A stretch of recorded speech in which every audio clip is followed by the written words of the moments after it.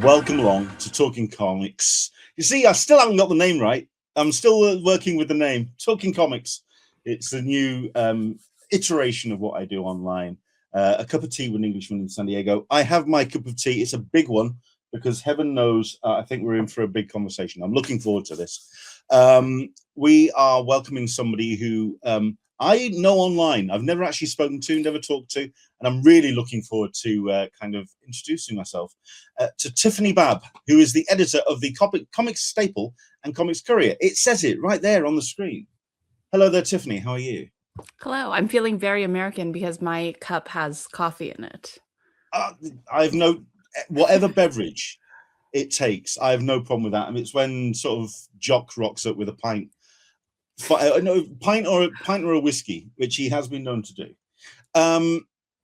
This is going to be an interesting conversation because I've been a fan of your work online for some time, but you have now branched into stepping away from criticism and or online criticism and printing stuff and actually putting something very much out into the world. I am very much a fan. I can reach over and at any point and say I am a fan. I have the Comics Courier to hand. I have been a follower for some time, but I think it's best if we also kind of get a bit of background to yourself, because like I say, I think I started following you maybe at the back end of Twitter and certainly on Blue Sky and Threads.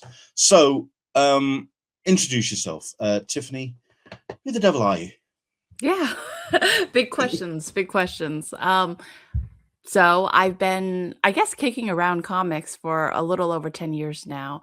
I started writing online criticism for places like Women Write About Comics and Shelf Dust, and then Panel by Panel, which I wrote with and then co-edited for a little while there.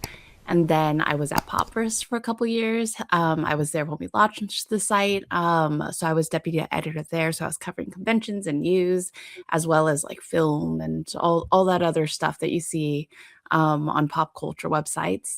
And then when I left, I decided that I wanted to do something more comics focused, because it's really great going big and kind of going super broad, but you know, first love is comics. And so I was like, well, let me narrow way down and go super niche and come up with a long form newspaper filled with comics criticism, which is the kind of writing that I like to read.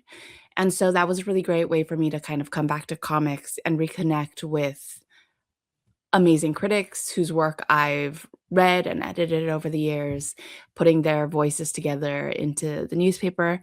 And then now there's the Comic Staple, which is this wacky new project that's going to be a monthly zine starting in September that we're kickstarting now. And that's kind of my way to dip my toe back into news. So I'm boomeranging each way. I was like, I don't want to do news. And now I'm like, maybe I want to do a little bit of news or more current event stuff. Because the Courier is very, as you know, I let the writers choose what they want to write about, no matter what. So we've got articles about the Yellow Kid, old romance comics, as well as kind of like new Batman stuff. Whereas the Staple, which is what the zine is going to be called, is all now. It's like September issue is just covering comics that are coming out in September. And the whole idea of it is just that it's kind of a one-stop shop to get up to date and feel in the know for what you should be looking for at your comic shop or what you should be ordering. Just because you mentioned Twitter, like comics Twitter's gone. And Yeah. nothing's really filled that void for me of just like, oh, I know what's going on in comics and I should know what's going on in comics, right? My friends are in comics, I read comics, and yet when I go to the shop, I just don't know what's going to be on the shelves like I used to. And I think that's just it's not even me, it's the information delivery. And so Yeah. hopefully this is my way of fighting back in a very, again, niche DIY way. I mean, the fact that you're calling it a zine, and I understand it's very. I mean, for me, it's rather small. It's 12 pages, so it's a real kind of like quick hit. Really kind of something that you can just pick up and get a real hit, instant delivery of of news and updates. What is that kind of metabolism like for comics in terms of doing a print issue? Because at the end of the day, the one thing about print is it takes time to print up, get mailed out, get your pieces in, do your editing, basically, and collate and put all this together, but do it in that print fashion. I mean, if I showed you my comics room, I think it's very similar to yourselves in that. Well, for me, it's all singles. It's all single issues. I am that episodic kind of guy. I like that kind of magazine format. I'm a subscriber to Empire, subscriber to Q. I do like that kind of that bundle of information that you can then just tear into and hold in your hands. But at the end of the day, it's getting something like that printed up. How does that marry with the metabolism of comics at the moment, would you say? Yeah, so it's complicated, right? Because we're so used to things being on the internet. However, I think a lot of people are feeling the same way that I am, which is just like there's too much. Like there's too much to put your hands around and actually just figure out like what I'm supposed to be reading. And that's why the zine is going to be small. It's 12 pages at least. Like I'm like saying it's Okay. 12 pages. It'll oftentimes, I think, go a little longer than that. But the writing is going to be short because the whole concept is like we're not giving you homework, right? This is something that you're reading right before you go to the shop or in line at the shop. It's something that you're able to just glance and say, oh, well, David Harper thinks this book is worth picking up, or Zach Quaintance thinks that this is worth skipping. It's something that's just like Twitter. Like it's something Yeah. that's fast and easy. The production of it is going to be interesting because you said I'm calling it a zine. It is a zine. Like I'm printing this. I bought an office printer. It's in my garage. I mean, Uh, that's what I really yeah, love about the comics period. That it's in yeah. that newsprint style. So the courier, like I get printed like from a newspaper company. Like these, I'm printing on a printer, and we're stapling these like in my Oh wow! house. So it's like full on DIY black and white zine. The plan is to lay the whole thing out with scissors and glue. Like I am really committed to not just the nostalgia, because it's not just nostalgia, because zines are still alive. I just tabled at a zine fest a couple weeks ago. And it's like it is a revolutionary way to disseminate information, right? It's me and a printer and like 3 friends that I've blackmailed with pizza, right? Like there's nothing simpler than that. As opposed to like the courier, which I love, like it's meant to be more of an object. Like it's a whole experience of reading it on the Yeah. newspaper. It's like beautifully laid out, especially now that Haas is doing the layouts. Whereas like the courier is like the staple is it's just the vibes and the information, and it's kind of cool and grungy. So the editing part, I'm all very used to. Fast turnarounds, I'm very used to. I'm very curious how the zine stuff's gonna, like the actual printing is gonna go. It's gonna go well. We're doing test runs soon. But like it is like I don't want people to think I'm just co-opting the aesthetic or the word. Like this is really a zine. Yeah. What's the when it comes to that, like you say, the style and type of work that you had in Comics Courier, the people that you got involved in the Courier were those that worked on long form. They like the space to breathe, and they like the ability to really get into the nooks and crannies of a topic, and the topics that were chosen were absolutely amazing, and that's why we'll continue to back the Comics Courier. With the staple, did you have to kind of look at the writing contributors that you had and go, actually, I don't think you're going to be suitable for this? Or did you then go to people you knew online that could, those that do post on Blue Sky or Twitter, those that really are quite quick with and short, snappy analysis? Did you have to kind of pick and choose between who you were I'm getting sure I involved? did naturally. I don't think I went as like step by step as that. I think as an editor, you just when you're starting something out, you immediately get a sense of who will be a good fit. Because and the choice of writers on this one is also very specific because the staple is about the writers. Like it's about like this is the crew of people that you trust. And so they have to be people that people do trust to like Yeah. about their tastes, about the books they read, and all of that. So it's not just like can they do it? It's and I don't want to say do they have an audience because I don't think it's as cut and dried as that, but it's do they have a voice that is a People draw? trust. Yes, Yeah. exactly. And so I was thinking, I think that was like my primary question, as well as, I mean, the big other kind of more nitty gritty questions are can they get things in on time? Because like I've got to staple this thing, right? I got to print this thing out. We got to get it in the mail. Like that's a whole process. And then can they do it? Just because people have other gigs. And with a courier, it's a little easier because I'm asking people to commit one essay and they've got a long lead time and the deadline. People should follow deadlines, but deadline's a little squishy. Like if you're late by a couple days, it's no big deal. Like with the staple, if you're late by a couple days, like it's just not going into the zine. Yeah. Like I can't wait around because we've got to get these folded and printed and into the mail. So that was on my mind as well, just like how much commitment can people bring into this project? How much do I trust them to be reliable? And these people are all reliable. We know that.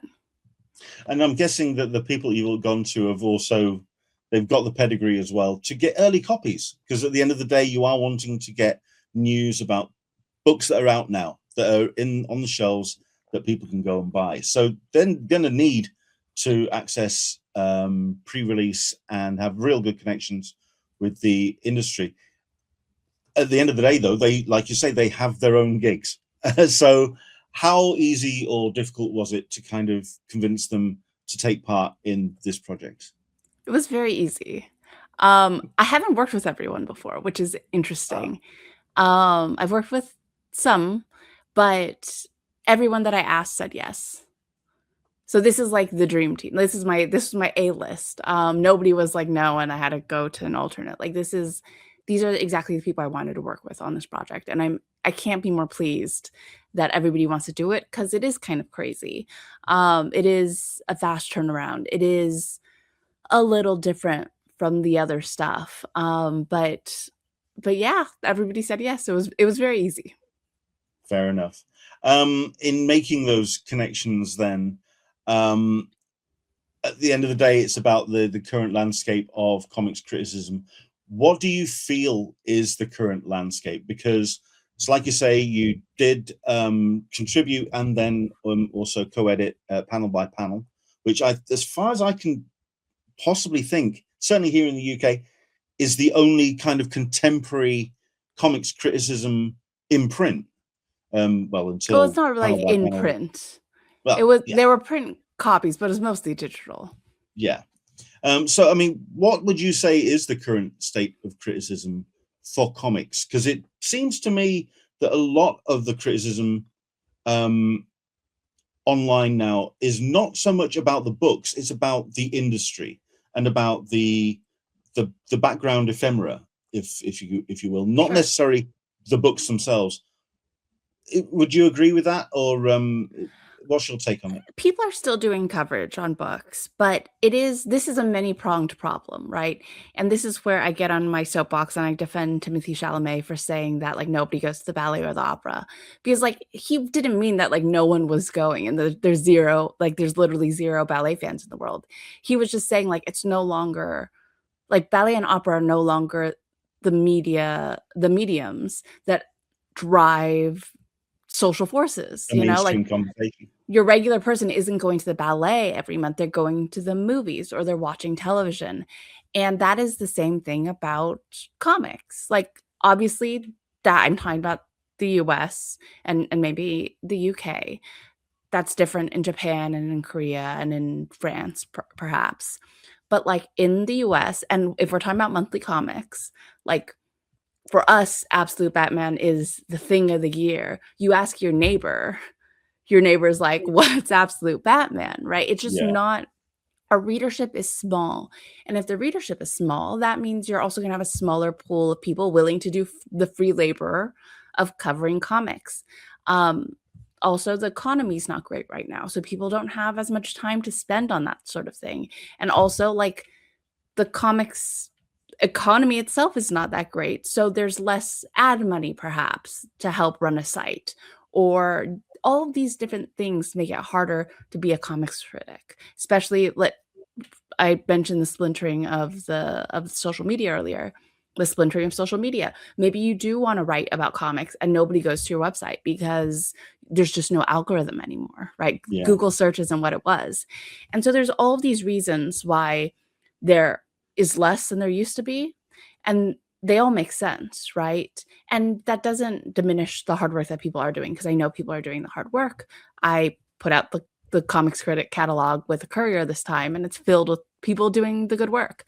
But it is tougher for people, and I totally get that. It's really hard to work for little to no pay, usually no pay, and and if there isn't that driver of a lot of people are reading your stuff, which is the internet's not like that anymore. I feel like a lot of that stuff has moved to YouTube and social media video like TikTok and Instagram, where you can get those views in a way that back in the 90s you could get those views on your blog. Yeah. I mean, I'm sure you saw the articles over the last couple of weeks about the way that the comics industry is going. I mean, it's selling. I mean, the numbers are going up, and yes, bolstered very nicely by the absolute titles. When it comes to what the Comics Courier is going to cover, then is it going to kind of, if not move away and stay away from those titles which have an audience that are selling already? Are you going to be looking at those other books that are bubbling under, and is that going to be the core of what you are wanting the Comics Courier, the comic staple to embrace? So it's not going to be the core, but it's going to be an important part of our mission, right? Like the Courier, with the staple, I'm letting the writers do their own picking. It has to be like from September or October or whatever. And we do need to cover certain big books because, again, like the Courier to me is like a love letter. Like the staple is a tool. Like this is a tool for communication. This is meant to be useful. And so we have to be useful. Like people want to know when there's a really important crossover event happening. So we have to cover that. But like we're doing this for a reason. And that also means like we want to cover the books that we love. We want to be a place where people can discover stuff. What I've been telling the writers is 80% stuff that people's heard of and 20% you can go wild. Like if you're talking one Instagram cartoonist with 10 followers that you think is really important that people check out, like do it. Like it can't be every single review you do because then nobody would read the staple. But like the whole thing is that like we're supposed to be shaping the conversation in a way, or shaping how people are reading or what people are reading. That's why people go to these writers, right? If I just wanted to hear David Brothers' opinions on books I've already read, like what's the point in that? Like I also want to know what interesting book I haven't read that I should be reading, or Susanna's like really always kind of up. I mean, Susanna's really up to date. And like I want to know like the stuff that I don't know, right? As a reader. And so I want discoverability to be a big part of the staple as well. What is your comics reading, just out of curiosity? Because now? Yeah, I mean, just oh, tell me this is funny. what's your background in terms of what stuff were you reading when you were coming through, and Sure. what have you kind of evolved? I mean, everyone's tastes evolve. What's it evolved into in 2026? So growing up, I didn't read like monthly comics. I read newspaper comics, the ones that were collected, and Archie comics. It was about in high school, college time when I started to read graphic novels and monthly superhero comics, which I still love. As of right now, I'm only reading books from 2025 because I'm reading for the Eisners this year. And so it's just stacks of books from 2025, which is quite funny because there's a bunch of amazing new books coming out, right? And someone just sent me this book that I'm really looking forward to. I've been waiting to read for a couple years, but like I just have to pretend it doesn't exist, and read Mr. Muffin's Defender of the Stars, which actually I quite enjoyed. This is a 2025 kids book about a corgi who is like kind of the chosen one, the alien chosen one. And so that's what I'm reading right now. And it's been such a joy to do the Eisner's readings just because, and I read the kids' books, but like there's a lot of other books that I don't usually read. And you're sitting down and you're reading books you would never read from publishers you've never heard of. And that's kind of a joy in itself, right? You're expanding your own interests. Okay. Tell us about that then, because I've been a huge supporter of the Eisners for many years. What was that conversation like when the email came in? Would you like to take part? Yeah. I mean, my first question was like, can the Courier still be nominated for an Eisner? And they're just like, no. And I was like, okay, fair. And I mean, I jumped at it. Like, it's such an honor to be asked. Like, it's really exciting. It's obviously a huge responsibility. And, I said yes, and now I'm just reading a lot. We're getting together in a couple weeks to do all our judging. And I'm just reading as fast as I can to try to get through as many books as I can. Like, this is one thing that I'd love for people to know, which is that it's impossible to read all the books in the amount of time that we get.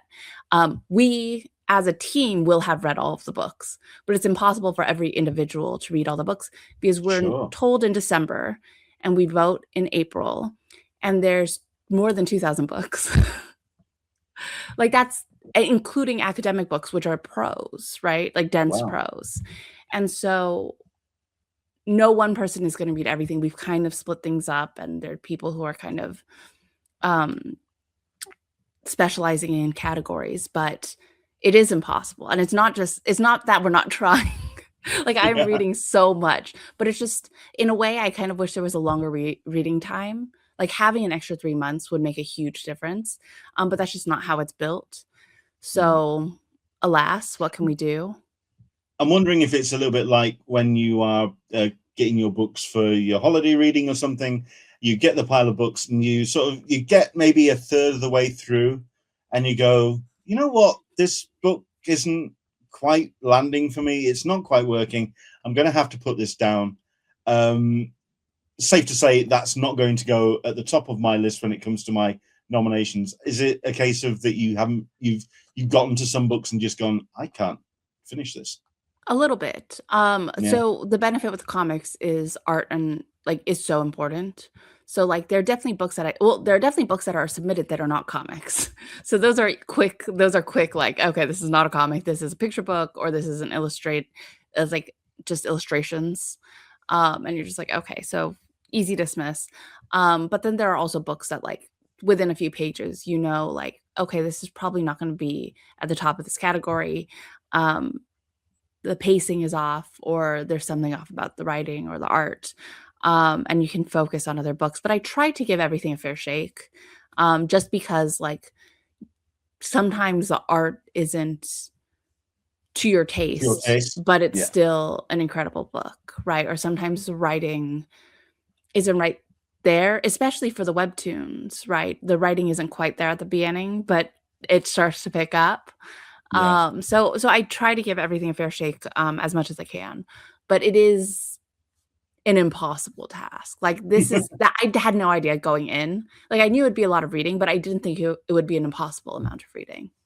Wow. I also know that you've been quite busy on the panel circuit. You went to, was it WonderCon I was at WonderCon. recently, and you appeared on a comics criticism panel. I wasn't. It was on. It was on women in comics. It was not comics criticism. I mean, that was a superstar lineup Yes. that you were with. It was very fun, including someone who I'm a huge fan of and a mainstay of the industry, Heidi McDonald. What have you learned from Heidi and from other editors and other people in comics criticism in terms of how you do what you do with the Staple and with the Courier? That's a good question.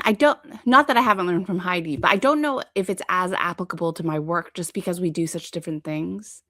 Like, she is very much a news editor. She's also a reporter. And I report sometimes, but I'm not going to be doing a ton of reporting for the Staple. Really, I think, it's a good question. Heidi is so great. She's such a hoot. I think just what I really appreciate about her is that, and this was mentioned at the panel, which was, so it was women in comics, which normally I don't like to be on those panels, but this was very much about like the numbers of women in comics, which are really low, like way lower than I thought. Like, we were talking about kind of like how many women work on, like, let's say the 10 books being published that week, and it was like 3 or something. And I think one thing that she said that like kind of stuck in my brain was just the importance of sticking around. And I'm probably not going to be working in comics forever, but it made me think about the importance of being a voice or being an important presence, being a mentor while you're there, because that's when you can have impact, is when you're in the room. And if you leave the room, which people do leave the room and all for good reasons, but when you're in the room, you have the ability to affect change when possible. And when you're not, you don't. And so I think what I've learned the most from Heidi, which is not necessarily a lesson she's given me, but just seeing her over the years, is that she's in the room, right? She shows up, she does the work year after year after year for many, many years. And that is really aspirational. And it just also reminds me of how much of the work is just showing up and like doing what you need to do while you're there. Yeah. She was at a panel at San Diego, which was probably the last time I saw her. And I asked, it was about comics journalism and reportage. And I asked a question which I found interesting. Well, I thought it was an interesting question, and it was about negative criticism and books that perhaps you feel, or a reviewer may feel, needs to let an audience know that maybe this is a book that you need to avoid, or it's just not a book that is worth picking up. Where do you see negative criticism in the landscape of the comic staple? Because you do have a short space to deal with, a small amount, a finite amount of space. Not only then for the comic staple, but just generally in comics criticism. Do you see a need or a space for negative comic criticism? Sure. In my mind, I don't delineate between negative and positive criticism. For me as a critic, my responsibility is to the reader. And so like my responsibility, like I do a lot of things for comics, but my responsibility when I'm a critic or an editor is not to help the comics industry. It's to be honest. It's to provide my taste and my thoughts, and my honest feedback. And not feedback, I don't like that word because it's not meant for the creators of the book. My honest read on something. And so I know a lot of people feel differently than I do, and they feel like, oh, well, why say something negative? Well, because it's true. I think you get into a questionable space when most of what you're doing is negative, because at a certain point, critics can get jaded, and I think that's dangerous. Because you're also being, in the same way that if a critic is too positive, you lose that trust. Like if you see everything and everything's the worst comic you've ever read, like I don't trust your voice. Same thing if you only say positive things. And it's a little different when you have a podcast or if you're doing a YouTube show, where you are highlighting the work of creators. That's a little different. But like when we're talking about actual reviews and criticism, like I think, and I don't think about it in 50-50, but I think like a writer comes in wanting to write about a thing, like they got to write about it, right? And like Yeah. I have responsibility to publish it as well, because like we're here to be useful. Like critics are to be of use. And Yeah. you're not of use if you're ignoring books that like you're saying negative things about. Yeah. I mean, I hear what you're saying, certainly when it comes to I'm not going to say overly positive, but say, for example, I'm a big Kevin Smith fan, but I can't necessarily trust his judgment as much when everything is absolutely amazing and he Yes. is overly positive about absolutely everything. It gets a bit. That's where Mark Bernardin comes in and kind of tempers that a little bit, which is rather handy. Let's talk about the Comic Staple and Comics Courier, and because you've been running that campaign, the Comics Courier, for what's it, about a year and a half now? 2 years? Should be, yeah. Around 2 years, yeah. It's a whole different landscape than it was 2 years ago, financially for people, just generally going out and spending their hard-earned cash. Kickstarter, how has that platform been for you, and how has it changed in the 2 years since you have done the Comics Courier? It's been great for me. I know, like with the Courier, like readership tapers when the economy is bad, kind of like what we were saying earlier. Like this is the first thing you cut, right? Is your beautiful newspaper with comics criticism. And I totally understand that people have to do what they need to do, but also I can't get too concerned about, like I have to worry about the economy as in like I have to pay for shipping and I have to pay my writers. I have to make sure like we have enough money for the paper. But beyond that, I can't obsess about it too much just because it's something I can't control. Like literally, I think it was the third issue came out, or the Kickstarter went live right when all the tariff stuff was getting really weird. And then all of a sudden, like we didn't do as well as we wanted to do. Like I can't prepare for that. Like I don't know what's gonna happen next week. I just have to make the best product that I can and hope that people will show up. Is that part of the motivation, say for going newsprint with Comics Courier, going staples and pay A4 sheets with Comic Staple? Is it about that, keeping the costs to a minimum so you can deliver the most when it comes to the writing? As opposed to putting out a book, because like putting out like a glossy magazine would cost 4 times the price, and people aren't going to be paying me $30 to put out a glossy magazine twice a year, right? I mean, they might, who knows? But it's a much harder ask. Whereas like this zine, like, you know, I'm not paying myself for my time at all. I'm like trying to keep it as cheap as possible while also paying the writers a fair rate. And yes, that is why it's on newsprint and not a magazine or a bound book, even though a lot of people were just like, it should be a bound book. What's the international market like for yourself for Kickstarter? Because I'm in the UK. I did have it shipped over when it came to the courier. What's your audience like on a global scale? Good. A lot more people than I thought for international, especially on the courier.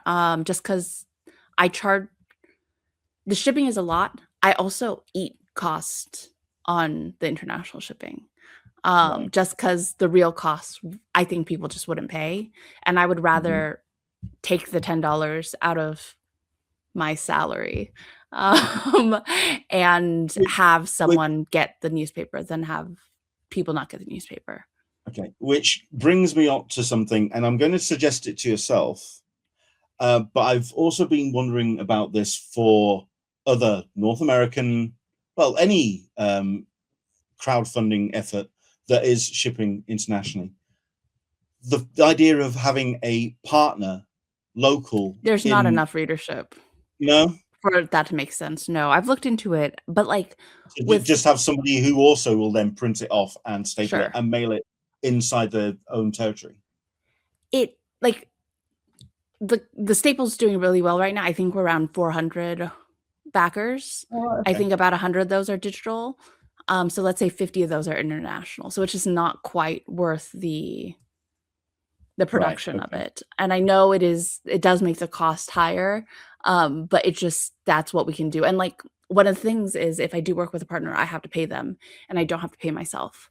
Like I am like I'm so much of this is just being like so much of this project is working around the fact that I'm going to be printing stuff here and stapling and folding for free. Fair enough. I think I also wanted to cover, like you say, the international market and the international audience as well. What do you have an idea of the breakdown? Because like I mentioned and referenced the sales figures of graphic novels and comics right in this first quarter, and I know that manga and YA is doing a huge amount to bolster those numbers. Is manga and YA going to be covered in the comic staple, and what kind of percentage are you looking at to kind of cover that very emerging market? I mean, absolutely. That's why I have David Brothers, right? Like I wanted someone who's an expert in manga. Susanna Polo is a big reader of manga, as is David Harper. And then I know everyone's going to be kind of switching back and forth. I guess I could technically control it. I'm not going to control it because I want the writers to write about what they want to write about. But covering manga, covering European imported titles, webtoons, Instagram webcomics, all of those are kind of on my priority list and stuff that we may not be covering every single issue, but it will be part of the coverage. And I will say that one of our cover stories in the first 6 months is going to be manga related. Excellent stuff. And I know this is going out to mailed out to your followers. I mean, I'm looking at the Kickstarter page right now. 23 days to go. We're recording this on the 7th of April. 449 backers. I'm not going to do the international translation for you. I'm just going to go with the pounds. The pledge of the goal of £5,292, 11,756. So it's doing very well indeed as a campaign. I think the question then is, what is the long-term goal for yourself when it comes to the staple? Where would you like to see this going? And is it something that you feel that you are wanting to stay hands-on throughout the run of its life, or do you feel it's something that you can, as a legacy, and move on?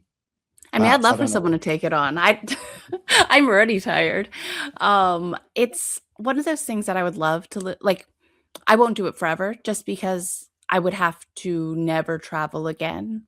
Like I'm gonna go be at Thought Bubble this year, which is exciting, but like I have to rush back afterwards to get the zine out. Like I am tethered to my house and the printer. So this, I would love for it to run forever. It will not, just because like I'm gonna at least do a year. That's what I'm committed to. I'm doing it for 12 months. If someone wants to take it on, that'd be lovely. The chances of that are low because it's a massive amount of free work, and I am in a financial position where I can do that. And most people are not. Like it's so much work to do something like this. It's a lot of work to do something like the Courier. And there's a little bit of money left over. I probably am paying myself $3 an hour, maybe less. Like it's donated time, right? And like that's, you're talking about kind of like the slowing down of the comics criticism space, and it's very similar reasons, right? People don't have the hours and hours and hours to build something like this just because of the time. Yeah, fair enough. You've got yourself an incredible lineup of talent contributing to this. I mean, Rob Salkowitz is a good friend. I'm incredibly glad to see his name popping up on the campaign, and a huge fan of pretty much everybody that's on your list.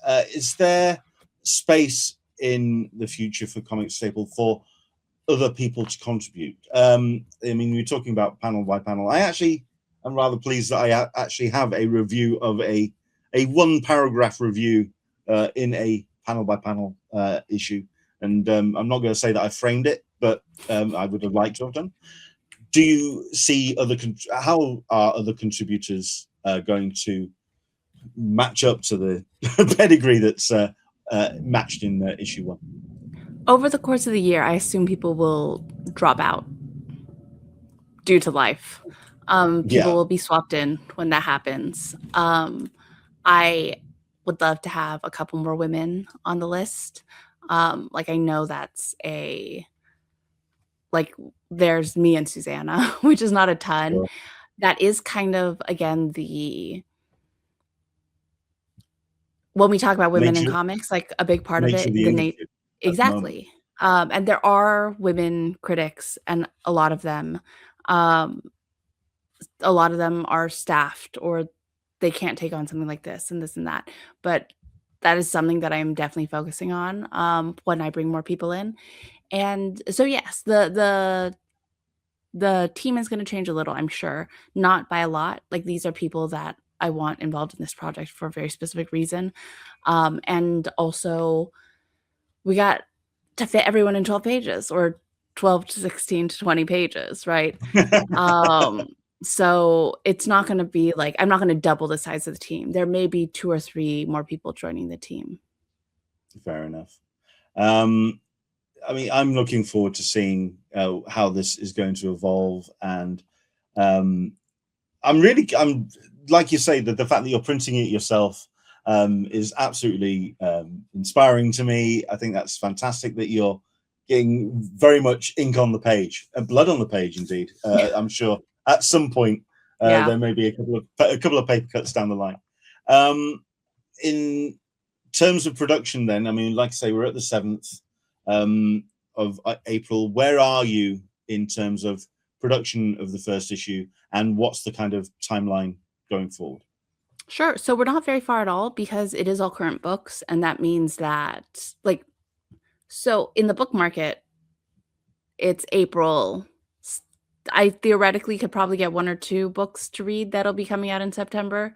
In the weekly, monthly comics market, that stuff's not coming out until the last week of August, right? So, but we do have our cover story.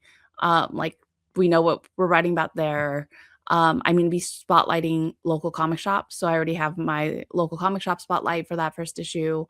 So we are pretty much doing everything that we can to have done, but that is a very minuscule amount of writing compared to the actual thing, which is, again, why this thing is going to be short, is because I can only do so much in the week turnaround that I'm going to have to put this thing together. And putting 40 pages together, it would be impossible in a week. Okay. It's a 6-month subscription. It's about $30 with the merch pack. The print is $15. It's nicely priced for that 6-month setup. $15 for digital as well. I also see there's a retailer tier as well at $45. Is this going to be available in shops? Because I think that would be a really nice, like I say, using it as a tool there at the front door, or at the front of the counter, so people can pick it up and have a look at it and see books that they may be interested in. I would love for it to be available in shops. We're not distributing this through a distribution channel. Again, that's the process. I just don't have the time to get that out. But for shops that are interested in carrying it, we do have the retailer tier. But also, if you need fewer or more copies, they can email me directly, and I'll offer them the retailer price. Just because I know some shops want fewer or more. 5 isn't the ideal number for everyone. It's a good safe number from what I heard from retailers, but every shop is different. So, if you're a retailer, let me know and I can get that info to you. But I would love for it to be in shops. To me, shops are the lifeblood of this type of comics readership.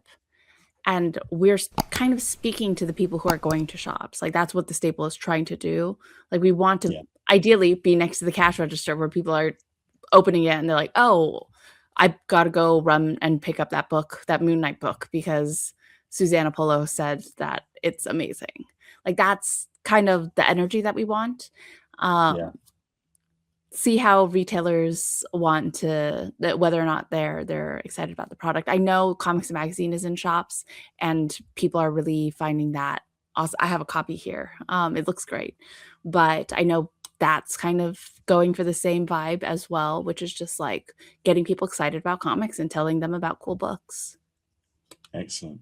Well, like I say, I'm really looking forward to getting my first copy and tearing it open and seeing what these amazing contributors have put together. Where is the best place for people to keep an eye on what's happening with the staple, what's happening with the courier, and just generally what's happening with you?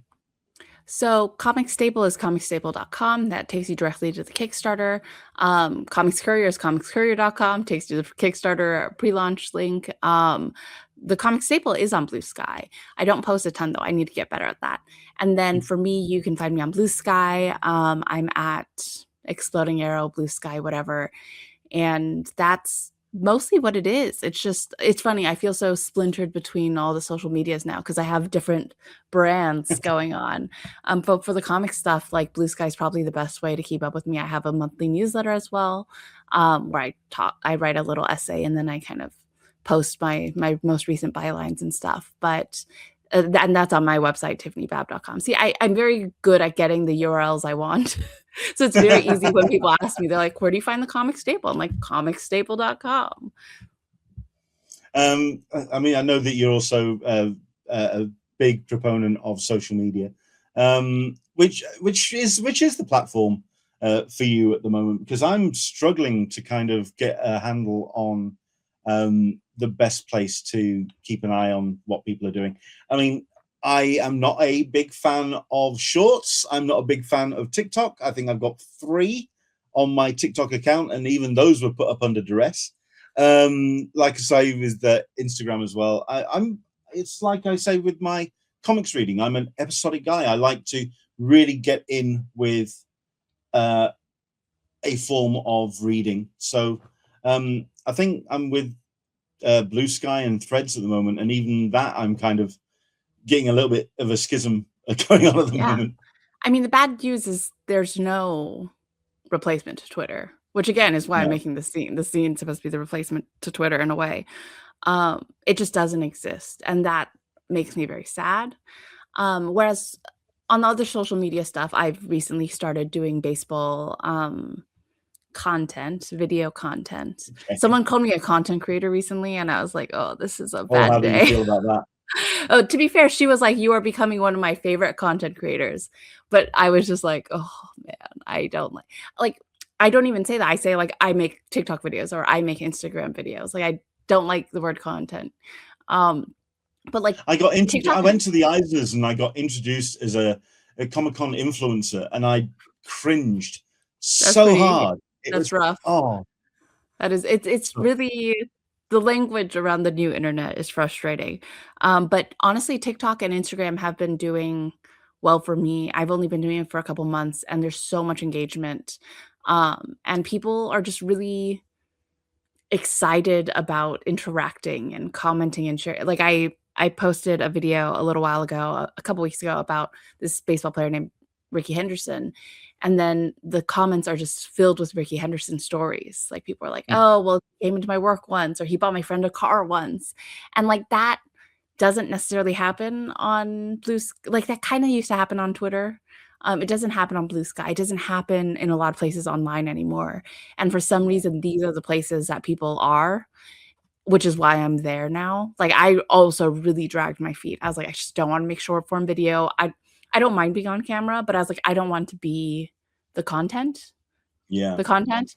And then I just realized, I think that's the reason why I asked the question, because The comic staple sounds like it's going to be I'm not going to say a one-way conversation. It's about the critics very much informing an audience. So it's kind of like I'm not going to do that B2B nonsense. I'm not going to. Sure. Yeah, you know what I'm on about. Is there going to be a way to have that conversation coming back towards yourself and the critics? How do you feel that? It depends on the readers, but I would love to have like a little reader section where we post little blue sky posts or whatever, or comments from the readers. Oliver Sava, who came up with the name The Comic Staple, said that we should call it the Staple Center, which again, great name. Oliver Sava is very good at naming things.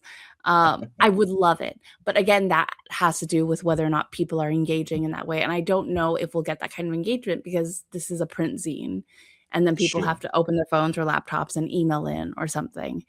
I think that's like that is, I think, why people are so engaged on Instagram and TikTok, because it's just like, just press the comment button and start typing. It's very frictionless.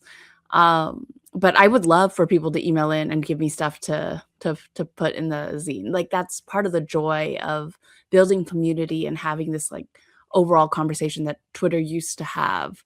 And we just don't have as much now. Fair enough. Well, like I say, I'm going to put the URL up on the screen now. It is doing very nicely as a campaign so far, but it can always do with more support. So please do head to the URL to Kickstarter.com and support the comic staple. Tiffany Babb, it's been an absolute pleasure. Thank you so much for talking to me. Thank you. Thank you for having me. It's a pleasure. And I'm looking forward to Thought Bubble even more now. Because hotels, I'm ready to go. I'm great. It's great that you're coming over. What are you coming over for? Are you just to speak to people, see people? I will have a table, or a half of a table. So I will have copies of the Courier and copies of the Staple. Result. That's how it works. Excellent. Tiffany, thank you so much indeed for your time. Thank you.